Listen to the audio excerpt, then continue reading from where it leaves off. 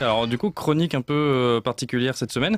Je vais pas vous parler d'un jeu, je vais vous parler de 6 jeux. Donc ça va être un truc un peu express. En fait, je vais vous parler d'une gamme de jeux qui s'appelle les micro games. Je pense que certains ont peut-être déjà aperçu ceci. C'est vraiment Ouais. des petits jeux, vous voyez, qui ressemblent un peu à des portefeuilles. On va dire à peu près ça. Et vraiment, en plus, c'est vraiment conçu comme ça se met dans la poche assez facilement. Mais bref, je pense que j'ai pas besoin de vous le dire, hein. Voilà, les beaux jours sont vraiment arrivés. Il fait bon, il fait chaud, peut-être un petit peu trop chaud même. Trop, voilà, clairement, trop, trop, trop. Et du coup, bah forcément, qui dit qu'il fait chaud, dit que les vacances de juillet vont arriver. Et je sais pas si vous êtes un petit peu comme moi, mais moi j'aime bien toujours avoir plein de petits jeux en fait dans mon sac. Alors j'aime bien jouer à des gros jeux, mais c'est quand même moins pratique dans le sac, dans les valises. Ah bah tout de suite, ouais, c'est vrai que ça Voilà. prend de la place. Si Hein, on ramène voilà. un Gloomhaven, c'est un petit peu compliqué Voilà. au camping par exemple.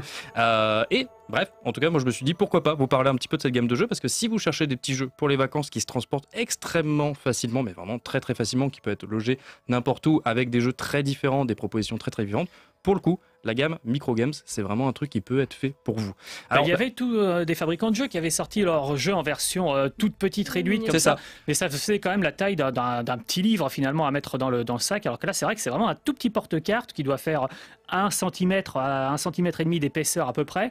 Ça a la taille d'une carte normale, enfin c'est vrai que C'est ça. c'est pratique à glisser ça dans son petit sac ou dans son petit sac à dos. Ouais, alors du coup, pour une petite histoire des jeux, pour ceux que ça intéresse, les jeux petits, en fait, on a eu notamment chez Yellow la gamme des mini-games. Alors, c'est des petites boîtes blanches, ça reste quand même des petites boîtes qu'il faut pouvoir loger, qu'il faut pouvoir poser quelque part.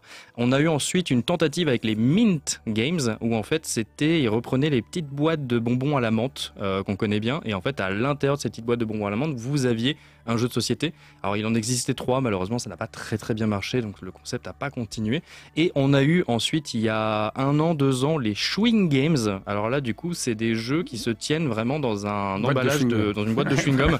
Vraiment, vous savez, les petites languettes là qu'on déballe. Et en fait, c'était des toutes petites cartes. Alors, l'idée intéressante, le concept était intéressant. Le souci, c'est que vraiment, c'était des toutes petites cartes. Et C'était un peu trop petit à manier, je trouve. c'était voilà, Ouais. là pour le coup, c'était vraiment le minimalisme réduit à son extrême et c'était pas forcément super évident. Là où du coup, je trouve que les microgames arrivent à bien se débrouiller. Alors du coup, d'où ça nous vient? Alors en fait, c'est édité par Button Shy Games. Il faut savoir que les micro games aux États-Unis, en tout cas, il en existe une pléthore si vous allez sur le site de Button Shy Games et Matago, qui du coup en France les localise petit à petit. Le dernier qui est sorti à l'heure actuelle, c'est Interception, et on en a un qui va Ouais, sortir là dans quelques semaines, qui est Cosmos, je sais plus quoi. Enfin bref, un truc avec un thème spatial. Je vais vous parler, moi, rapidement de ces 6 là, qui sont 6 que j'aime, on va dire, à peu pas même manière, pas le même degré, mais qui sont là aussi très intéressants. Et vous avez vu un petit, pour ceux qui regardent sur Twitch, un petit code couleur qui vous permet de savoir à peu près quel style de jeu c'est. Alors vous savez que du coup, quand c'est noir, c'est des jeux à deux, généralement des jeux d'affrontement. Quand c'est vert, D'accord. c'est des jeux coop. Et quand c'est rouge, c'est des jeux à plusieurs d'affrontement. On va dire des jeux qui vont de 2 à 4, voire 8, voire un peu plus. D'accord. Je vais vous expliquer rapidement un peu ces microgames, voir un peu qu'est-ce que vous pouvez avoir. Vous avez notamment Smitten, par exemple, qui est vraiment très intéressant. Et Smitten, je précise aussi que l'auteur, c'est Jamie Stegmaier. Jamie Stegmaier, peut-être que ça vous dit rien, mais c'est l'auteur de Sight. Et Sight, Ah oui, oui. voilà, c'est quand même un jeu qui a pas mal fait parler de lui, Mhm. gros jeu de gestion de tactique. Et c'est là où les microgames se débrouillent bien, c'est qu'ils arrivent à attirer avec eux dans leur pool de création des gros auteurs comme Jamie Stegmaier, par exemple. Smitten, c'est quoi? C'est un jeu uniquement à deux, où en fait le but, ça va être de concevoir 2 tableaux. Chaque tableau est composé de 3 par 3 cartes. Et en fait, à mon tour, on va devoir discuter avec mon compagnon pour dire bah, est-ce que tu peux jouer ta carte? Est-ce que je peux jouer ma carte? Et en fait, quand je vais poser une carte sur un des tableaux, ça va créer une contrainte pour le joueur juste après moi, qui lui va devoir poser une carte mais avec une certaine contrainte. Et s'il peut pas respecter cette contrainte à cause de moi, bah, malheureusement, on a perdu. Donc en fait, on n'a pas le droit de se dire les cartes qu'on a dans la main, mais on a uniquement le droit de se dire est-ce que ça t'intéresse de jouer? Moi, ça m'intéresse de jouer. Moi, j'ai pas envie de jouer. Et en fonction de ça, du coup, on essaye de jouer, sachant qu'on va appliquer une contrainte sur la carte de l'autre. C'est vraiment chouette, ça dure à peine 5 minutes et c'est clairement du jeu qu'on peut jouer dans le train, partout, vraiment, on s'ennuie un petit peu, on est au camping, je sais pas quoi. Donc voilà, Smitten par exemple, c'est vraiment très chouette. Moi, il y en a un que j'aime beaucoup aussi, qui est très très très débile, qui s'appelle La bataille des pâtis sorciers. En gros, on est des sorciers, mais on est des sorciers de la pâtisserie. Alors je sais plus comment il s'appelle en anglais c'est encore plus drôle, c'est Arcane Bakery, un truc comme ça. Et en fait on est 2 sorciers qui vont s'affronter et nos sorts c'est représenté par des pâtisseries. Et donc en fait les pâtisseries on va les mettre au four avant de les balancer sur notre adversaire. Et donc l'idée c'est que les sorts avant de les lancer on doit les retourner face cachée, donc on les met dans le four et ils vont monter en température au fur et à mesure des Ah oui, tours. excellent. Et en fait, les sorts vont pas avoir la même puissance, plus ils sont cuits ou moins ils sont cuits. Certaines pâtisseries n'ont pas besoin d'être trop cuites pour être fortes, certaines pâtisseries ont besoin d'être très cuites pour être fortes. Le problème, c'est comme on les a retournées, et ben on ne se souvient plus du coup de quelle température il faut qu'ils aient ces sorts, et des fois on peut perdre un tour pour regarder à nouveau les sorts, à quelle valeur il fallait qu'ils soient, mais du coup malheureusement on perd un tour pour re-regarder les sorts. Donc c'est marrant, c'est vraiment un jeu qui va mélanger du jeu de cartes d'affrontement comme on peut le connaître par exemple du Magic, mais c'est vraiment du Magic très très très très simple, avec un côté un petit peu mémoire. C'est genre ah, attends, quel sort j'ai balancé ici, ah oui, ce sort là il faut qu'il cuise de 3 degrés encore plus, et celui-là il faut qu'il cuise de 1 degré, donc c'est à dire qu'au prochain tour je peux balancer ce sort, et l'autre du coup peut nous foutre des crasses au fur et à mesure, et l'idée bien sûr c'est de réduire les points de vie l'adversaire à 0. Et ça, pour le coup, ça se tient vraiment sur 16 cartes avec quelques petits jetons, et ça marche vraiment super bien, quoi. Et ce qui est bien avec ce format de jeu, c'est que finalement, ça fait moins peur que quand on sort une boîte énorme à des jeux qui n'ont jamais joué à à des jeux de société de ce style, où c'est vrai que ça peut être un peu rebutant, un peu effrayant. Là, c'est vrai que c'est juste, voilà, quelques cartes, on les balance et paf, c'est parti. La règle est simple, parce que bon, vu le peu de cartes, on peut pas se permettre non plus d'avoir une règle trop alambiquée. Et c'est vrai que je trouve que c'est une très très bonne porte d'entrée. Alors, c'est très très bien, en effet, pour s'occuper sur des petits temps, sur des petites distances ou autres, mais c'est aussi une très bonne porte d'entrée pour quand on a envie d'initier des gens à ce style de jeu. Bah, moi, je sais que par exemple, j'ai beaucoup montré ces jeux à des gens qui sont pas forcément des gros joueurs, et en fait, ce qui est très étonnant, c'est que le format attire. Il y a une certaine curiosité sur le format où en fait tu poses ça sur une table à une soirée comme ça vraiment au milieu de la table, il y a forcément quelqu'un qui va prendre et qui va faire c'est quoi ça, c'est un jeu.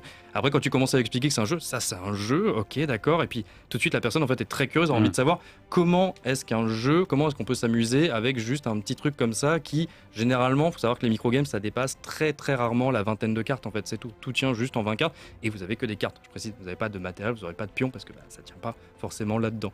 Vous avez un petit jeu à deux aussi qui peut jouer tout seul, Excursion, qui est un petit peu un jeu de stop ou encore, est-ce que je vais plus loin dans le désert, dans la vallée de la mort, ou est-ce que je m'arrête pour accumuler les souvenirs que j'ai, sachant que si je vais trop loin dans la vallée de la mort, je peux mourir déshydraté ou mourir de canicule, bref, voilà, ma vie à Nantes en ce moment.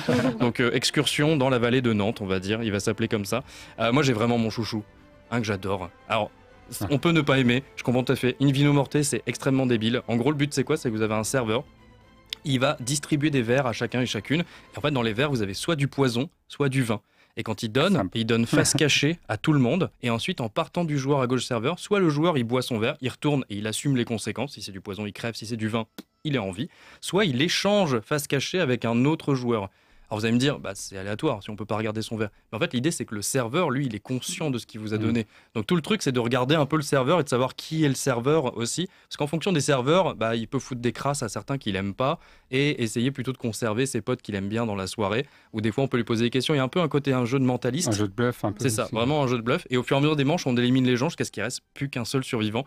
Et vraiment, une Vino Morte, c'est très très débile, mais ça marche trop bien en soirée. En fait, c'est pour un petit peu faire comme lors d'un repas diplomatique avec Poutine, quoi. C'est ça, voilà. On peut le faire chez soi, c'est bien. Alors vous pouvez le faire, voilà, c'est ça. Vous prenez un peu d'arsenic avec de l'eau, et après vous en avez deux derniers, un jeu coopératif, Megalopolis, qui est un peu plus classique, on va dire. En fait, l'idée c'est de construire une ville en réussissant des objectifs, sachant qu'on peut pas dire les cartes qu'on a aux autres, et donc du coup on doit construire la ville tous ensemble sans pouvoir communiquer en essayant de remplir les objectifs. Et vous avez le dernier à table, où en fait l'idée c'est qu'on va devoir poser des ingrédients dans la marmite, et dès qu'on estime qu'il y a 12 points, chaque ingrédient a des points, des valeurs différentes, dès qu'on estime qu'il y a 12 points dans la marmite, on doit crier à table plus rapidement, et on voit s'il y a effectivement bien 12 points dans la marmite. S'il y a moins, c'est les autres qui gagnent les points, et moi j'ai perdu mon pari. C'est là où tu peux mettre des cailloux et tout dans la marmite. C'est ça, tu peux mettre des cailloux. Il faut nourrir les affamés aussi, parce que les affamés, sinon ils viennent piquer dans la marmite avant que tu fasses le calcul des points. Donc vous voyez, là je vous ai présenté 6 jeux, 6 microgames qui tiennent vraiment dans ma main. C'est-à-dire que il y a des jeux qui sont parfois plus gros que ces 6 jeux que je tiens dans ma main.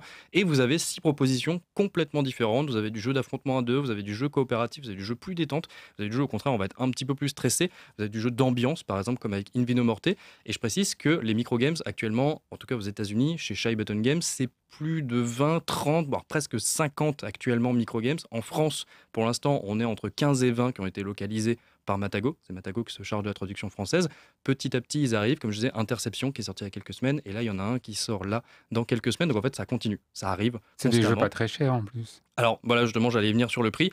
Les jeux sont entre 7 et 9 euros. Ça dépend bien évidemment où vous achetez. Mais c'est clairement un budget très très très raisonnable. Et vous voyez par exemple In Vino Morte, moi j'en ai fait mais je ne sais combien de parties. En fait, je le ramène à chaque soirée et ça marche toujours bien à chaque soirée. Donc voilà, je voulais vraiment vous parler de ça parce que l'été approche. Je sais qu'il y a forcément des gens qui cherchent des petits jeux à mettre dans n'importe quel sac, dans n'importe quelle poche et qui n'ont pas forcément un budget colossal parce qu'ils ont tout claqué dans un immense Airbnb avec jacuzzi et spa.